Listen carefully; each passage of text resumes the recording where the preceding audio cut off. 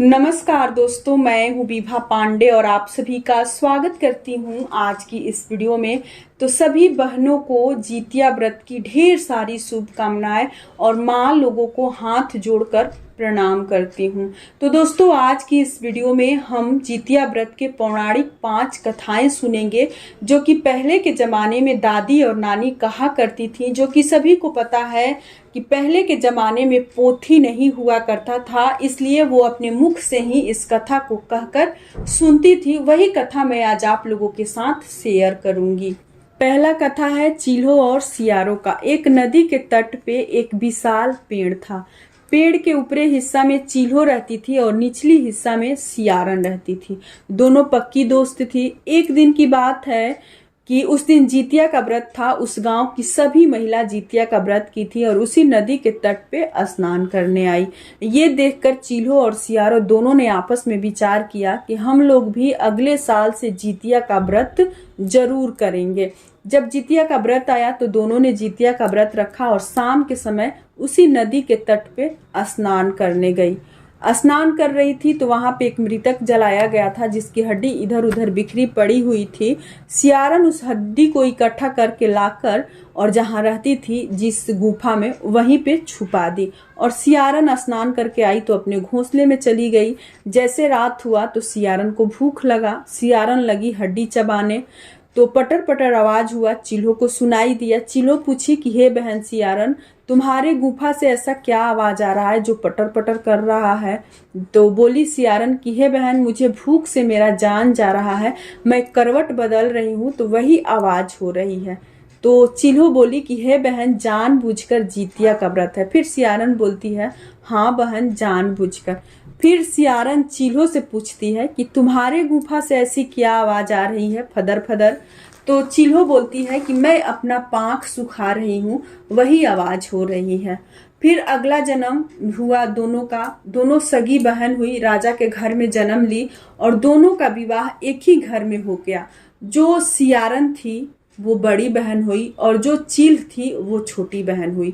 बड़ी बहन का विवाह उस घर के राजकुमार के साथ हुआ और छोटी बहन का विवाह उस राजा के मंत्री के साथ हो गया। सियारन जो बड़ी बहन थी उसके बच्चे होते थे और मर जाते थे, जीवित नहीं बच पाते थे। और जो चील्हो थी उसके 7 बच्चे हुए और 7 बच्चे जीवित थे।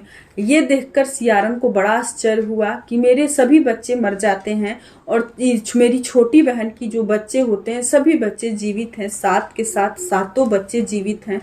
फिर वो पूछती है कि हे बहन, तुमने ऐसा क्या किया था कि तुम्हारे सारे बच्चे जीवित हैं और मैंने ऐसा क्या पाप की थी जिससे मेरे कोई बच्चा जीवित नहीं बचा? तो चिल्हो बोली कि मैं जितिया का व्रत की थी पिछले जन्म में, तो बहुत ही निष्ठा से की थी, बहुत ही श्रद्धा से की थी। और तुम भूख से तड़फड़ाकर सियारन के जन्म में थी तो तुम हड्डी मांस खा लेती थी। इसी वजह से तुम्हारे बच्चे मर रहे हैं और हमारे बच्चे जीवित हुए हैं। फिर अगले साल जितिया का व्रत आया। सियारन जो बड़ी बहन के रूप में थी वो व्रत रखी और व्रत बहुत ही निष्ठा से, बहुत ही श्रद्धा से और नियम विधि से की। और उसके बाद से उसके बच्चे हुए तो सारे बच्चे उसके जीवित होने लगे। इसलिए जितिया के व्रत में कभी भी कुछ खाना पीना नहीं चाहिए, मुंह जूठा नहीं किया जाता है।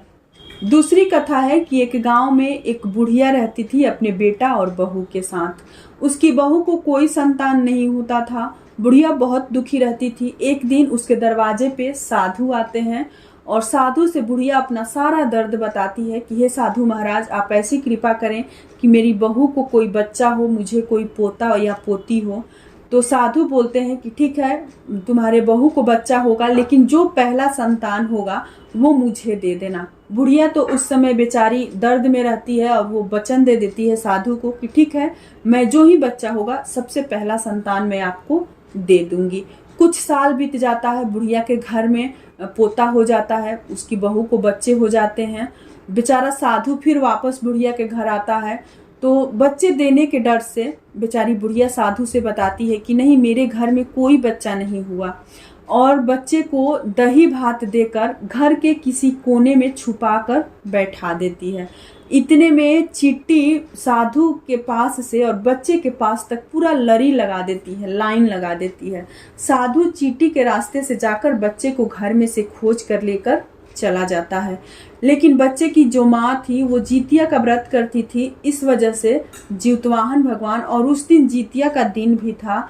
जैसे बच्चा रास्ते में गया, साधु बच्चे को ले जा रहा था, उसको बाथरूम लग जाता है। साधु वहां से थोड़ी दूर पे बाथरूम करने जाता है और बच्चे को वहां पे खड़ा कर देता है। वहां पे बच्चे के पास जीतवाहन भगवान प्रकट होकर और बच्चे से सारी बातें बता देते हैं कि देखो साधु तुमको ले जा रहा है और वो इस जगह पे ले जाएगा जहाँ की एक कड़ाही में गरम तेल होगा और तुमसे कड़ाही को चारों तरफ घूमने के लिए बोलेगा, परिक्रमा करने के लिए, और उसके बाद से तुम्हारे गर्दन को काटकर उस तेल में डाल देगा।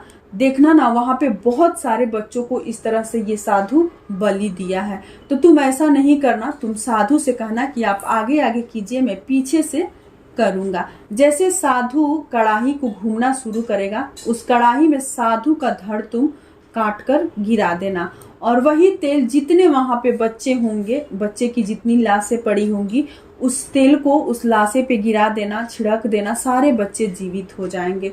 बेचारा बच्चा साधु के साथ गया और साधु उसको बोले, एक कड़ाह बैठा दिए, उसमें तेल गरम करने के लिए रख दिए, नीचे से आग जला दिए और बच्चा से बोले कि तुम आगे आगे घूमो, मैं पीछे पीछे घूमूंगा। बेचारा बच्चा बोला कि नहीं साधु महाराज, आप पहले आगे आगे कीजिए, मैं पीछे से करूंगा, पहले आप मुझे सिखा दीजिए।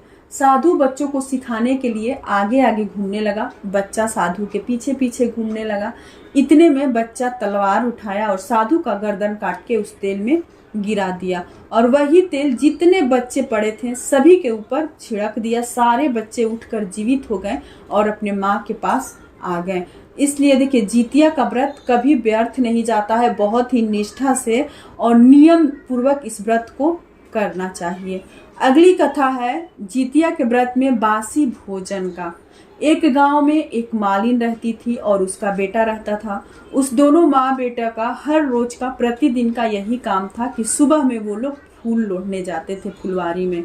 लेकिन बेचारी सुबह में फूल लोढ़ने के चक्कर में उसको समय नहीं मिलता था, इस वजह से वो हर रोज शाम के समय ही भोजन बनाकर रख देती थी और वही बासी ठंडी भोजन सुबह में खाकर वो फूल लोढ़ने चली जाती थी।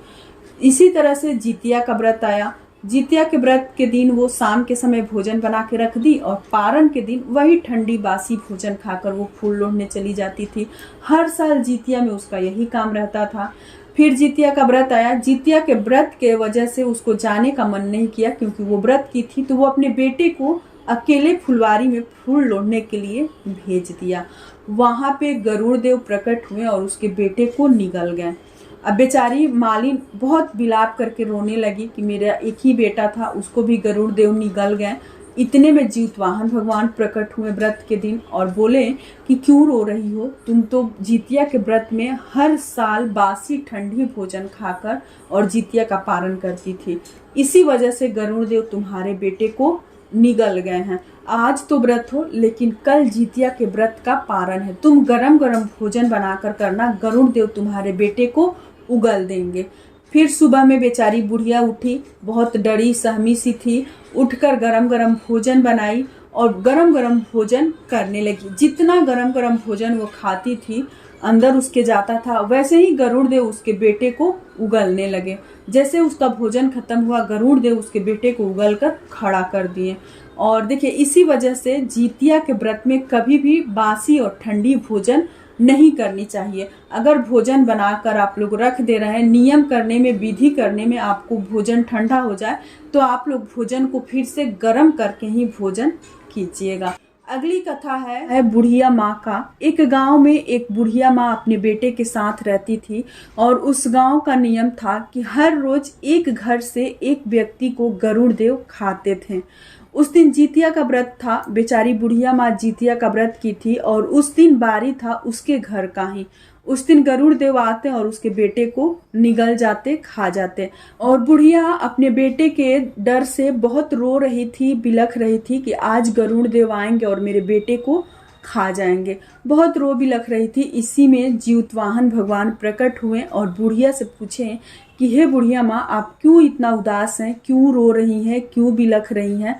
तो बुढ़िया सभी बातें जीतवाहन भगवान को बताती है कि इस गांव में एक गरुड़ रहते हैं जो कि हर रोज हर घर से एक बेटे को, एक व्यक्ति को खाते हैं। आज हमारे घर का बारी है और मेरा एक ही बेटा है जो कि गरुड़ देव खा जाएंगे। तो जीतवाहन भगवान बोले कि आप रो नहीं, बुढ़िया को सांत्वना देते हुए समझाएं कि हे बूढ़ी माँ, आज आप रो नहीं, आज आपके बेटे के जगह मैं ही जाऊंगा, मुझे गरुड़ देव खा जाएंगे। जब गरुड़ देव को आने का समय हुआ तो जीतवाहन भगवान बुढ़िया के बेटे के जगह पर जाकर एक कपड़ा ओढ़कर सो गए। जब गरुड़ देव उसको लीलने आए, खाने आए, तो वो समझे कि बुढ़िया का बेटा है, रोएगा, तड़पेगा, डर लगेगा उसे, लेकिन जीतवाहन भगवान को बिल्कुल भय नहीं था और वो आराम से सोए थे। जब उन गरुड़ देव चादर उठाएं तो देखे कि अरे ये कैसा इंसान है कि इसे बिल्कुल भय नहीं लग रहा है और बिल्कुल आराम से सोया हुआ है। तो जब वो पूछे गरुड़ देव कि आप कौन हो, तो वो बोले कि मैं जीतवाहन हूँ। तो गरुड़ देव ने उस दिन से माफ़ी मांगा और उनको वचन दिया कि आज से मैं ऐसा काम कभी नहीं करूँगा, मैं किसी को आज से भक्षण नहीं करूँगा, नहीं खाऊंगा।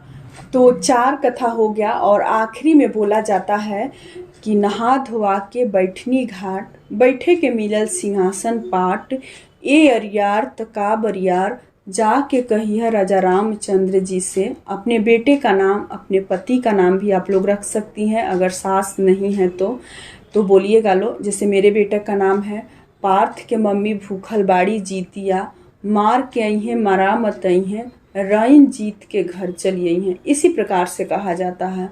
और यहीं तक की थी हमारी ये सभी कथाएं। आप लोग जरूर सुनिए और अपना आशीर्वाद दीजिए। तो फिर मिलूंगी एक नए वीडियो में, तब तक के लिए नमस्कार।